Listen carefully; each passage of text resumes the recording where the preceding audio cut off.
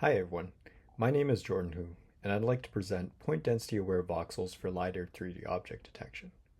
This work was developed at the Trail Lab at the University of Toronto in collaboration with Tianshu Kuai and Stephen Waslander.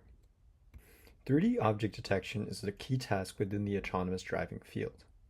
LiDAR has quickly become a prominent sensor within autonomous vehicles' perception stack because of the accurate depth measurements it produces through laser light. The resulting 3D point cloud can then be processed to detect objects in the surrounding environment. The reliance on LiDAR data comes at the cost of point density variations across distance. Among different popular datasets such as KITTI, NewScenes, and Waymo, we see that objects located at farther distances return fewer points due to the natural diverging point pattern of the LiDAR. Most methods work around point density variations by using voxel-based encodings that lose fine-grained geometric information, or by using expensive farthest point sampling, which results in only a few geometric features. In addition, these methods largely ignore point density as an additional encoding feature, which could be beneficial for refining initial coarse bounding box proposals from a standard voxel-based backbone for detections more aligned to the distribution of the raw point cloud. We therefore introduce Point Density Aware Voxel Network, or PDV for short.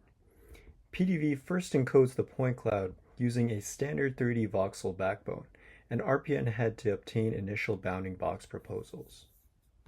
PDV then localizes voxel features from intermediate layers through voxel point centroid localization.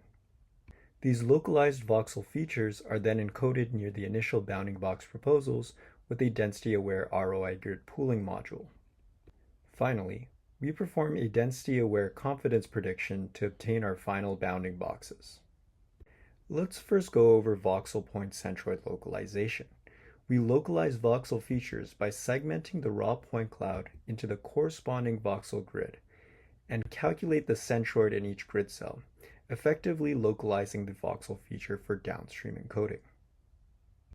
If we just use the centers of the occupied voxels, we lose important geometric information due to the point cloud voxelization step. If we use a point-based sampling technique such as farthest point sampling, we only obtain a few sampled points due to the poor computational scaling as the number of points increases. Voxel point centroids provide a happy medium between the two, containing dense geometric information for second stage proposal refinement. Despite voxel point centroids alleviating some density imbalance in the point cloud, non-uniform point density is still present, especially in small objects such as pedestrians, and objects that are only partially scanned by the LiDAR. Thus, we encode the localized voxel features through a density-aware ROI grid pooling module. First, to capture non-uniform point density variations, we additionally append the local offset and feature density of voxel point centroids through kernel density estimation. We then additionally establish relationships between ROI grid points within each proposal by first positionally encoding the local grid offset and point density of each grid cell, as well as performing self-attention on the grid point features.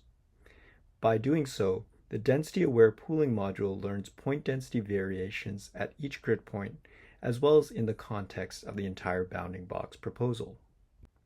As shown previously, LiDAR scans have inherent point density variations due to their diverging sampling pattern. We therefore implicitly model the relationship between the point density and distance from the LiDAR by appending these features alongside the ROI feature vector to obtain our final bounding box confidences. PDV achieves state-of-the-art performance on the Waymo Open Dataset, outperforming vehicle-only as well as multi-class methods across all metrics. In addition, the largest gains in performance are on the MAPH metric, which also factors in bounding box heading angle. PDV also performs well on the KITTI validation split across all classes. If you're interested in learning more about our work, you can find more information in our paper. We also provide a code release for PDV. Thank you for listening.